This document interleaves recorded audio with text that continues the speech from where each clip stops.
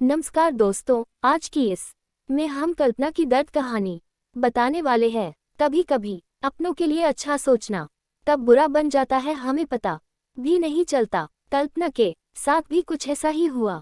तो आइए अब जानते हैं कि क्या है कल्पना की दर्द भरी कहानी। कल्पना एक मध्यम वर्गीय परिवार से थी जिसने अपनी स्नातक की पढ़ाई पूरी कर ली थी और अब वो अपने घर पर ही छोटे बच्चों को ट्यूशन पढ़ाती थी। कल्पना का रंग गोरा था और वह दिखने में बिल्कुल गुड़िया की तरह थी। कल्पना के माता पिता उसकी शादी के लिए एक अच्छे लड़के की तलाश कर रहे थे। तभी कल्पना के मामा एक लड़के के बारे में बताते हैं। वो कहते हैं कि लड़का का नाम राहुल है, वह किसी कंपनी में मैनेजर के पद पर है और महीने के 70,000 कमाता है।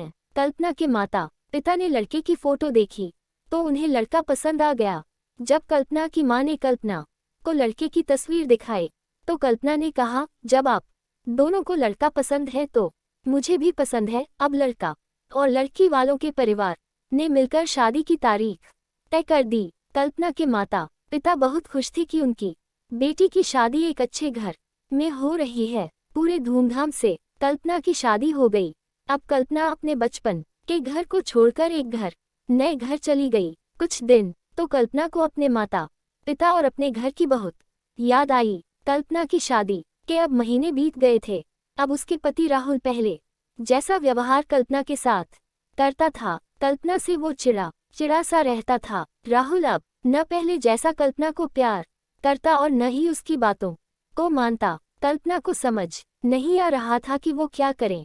वो बस रोकर अपने दर्द को कम करने की कोशिश करती। एक दिन कल्पना को पता चला कि राहुल सिगरेट पीने के बहाने छत पे जाता और किसी लड़की से बातें करता है। जब कल्पना ने राहुल से पूछा कि आप रोजाना छत पे जाकर किससे बात करते हैं, तो इस पे राहुल ने जवाब दिया कि वो मेरे ऑफिस का फ्रेंड है, बस उसी से बातें करता हूँ और तुम अपने काम से मतलब रखो, ज्यादा सीआईडी बनने की जरूरत नहीं है।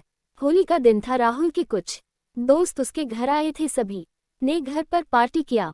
उस दिन राहुल का एक दोस्त थोड़ा ज्यादा ड्रिंक कर लिया था और उसने नशे में कल्पना के सामने जाकर कहा, भाभी आप इतनी प्यारी और मासूम हो, फिर भी राहुल भाई दिन भर उस घमंडी नेहा से बातें करते रहते हैं। लगता है कि आप राहुल भाई का सही से ख्याल नहीं रखते। ये सुका कल्पना का शक अब हकीकत बन चुका था। अगली सुबह जब कल्पना ने राहुल से पूछा कि ये नेहा कौन है और क्या लगती है आपकी। राहुल, मैं तुम्हें क्यों बताओ। कल्पना, मैं बीवी हूँ आपकी। राहुल, देखो तुमसे पहले वो मेरे लाइफ में आई। कल्पना, तो फिर मुझसे शादी क्यों किया। राहुल, बस तुम अच्छी लगी इसलिए शादी कर लिया। कल्पना, अब तुम देखना मैं उस कामिनी लड़की को कैसे सबक सिखाता हूँ।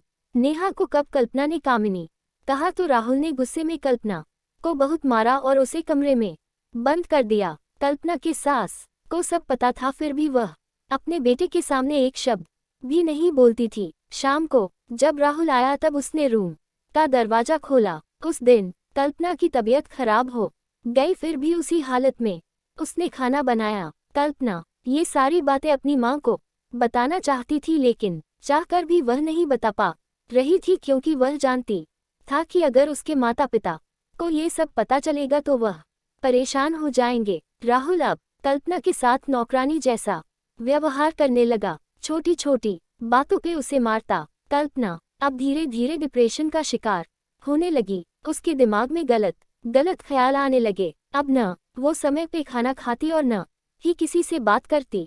आखिरकार एक दिन कल्पना ने रूम में फांसी लगाकर आत्महत्या कर ली। कल्पना ने आत्महत्या का कारण किसी को नहीं बताया, लेकिन उसके सास को बता था कि कल्पना ने आत्महत्या क्यों किया। दूसरी तरह कल्पना के माता पिता का रो रो कर बुरा हाल हो गया। कल्पना की मां ने पुलिस को आत्महत्या कारण उसके ससुराल वालों को बताया।